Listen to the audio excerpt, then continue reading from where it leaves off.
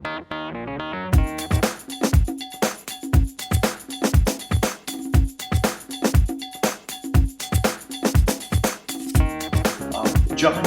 what got you interested in ventriloquism? I think I said this morning at the lecture. Ironically, watching Jay Johnson and Bob on Soap in the late middle 70s, I was fascinated at the fact that Jay was getting all these laughs with the dummy and getting away with murder, and I kept thinking that it was so funny he could go so far, and I watched the show to watch that, and it really struck a chord in me but I didn't know it was comedy. I just liked what was happening. I really didn't process in my mind that it was comedy, and that was the catalyst to become a ventriloquist. Okay. And he didn't know it. When I had lunch with him like a couple of years ago, I told him that. I was like, I don't know if you don't realize there's moments in time that are pivotal, and that was a pivotal moment actually. Even seeing the whole process, how it unfolded, it's amazing that a moment changes your life. Now, what was your first figure or puppet? Do you remember? Yeah, and there's a funny story too behind that. I don't know if you have that much time on this video camera. I was a young kid. I was probably, 9, 10, 11, 12, 13, something. It was before teens. And my father was a little Italian guy. I had the first figure I got was from George Schindler, of Showbiz Services in Brooklyn, New York, who's also a magician and ventriloquist. And George was had figures from a guy named,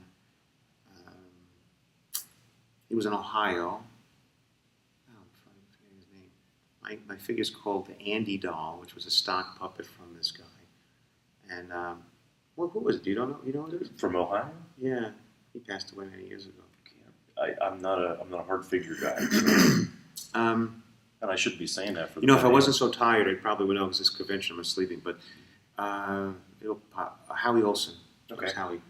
So he had Howie Olson's figures, and he had like a little booklet catalog with like 8 pages. At the time it was Xerox, exactly what it was to the copy, and there was this little Andy doll, and it was like $175. And in I don't know whatever it was, in 1978, it was a load of money. And I went to my father, who was a little Italian guy. I said, I really want this puppet, and he was like, and my father's Italian guy.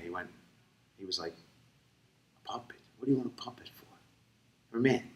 I'm like, I want this puppet. And he was like, you don't need a puppet. What do you need a puppet for? And he was like, what's happened to my kid?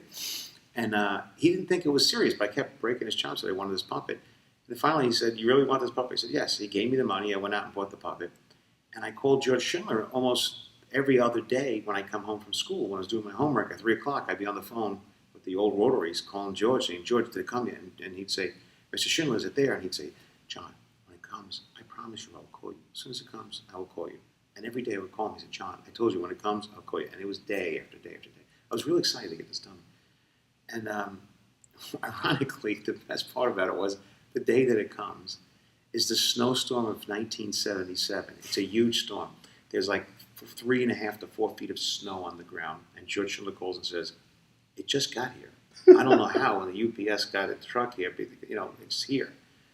Now, I live literally 20 miles away from George, but I'm like 13 years old. I don't have a car. My parents are not taking me there to work, all that. And I figured out a way to take a train to a bus to a this to a that, and it took me like 8 hours to get there, get the puppet, take it back. But it was magic. It was when I took him out and saw that fresh paint job and the smell, and it was like having a child. It was amazing. I was so excited. It was a great day. So you bought an Andy doll. Yeah, I still have him, little Andy. And now your character is Andy. It's still Andy. Yeah, they went through transgressions of different characters, but it still was the same character embodying different characters later on. I still have the little Andy doll. It's really cool, and I used it for many years.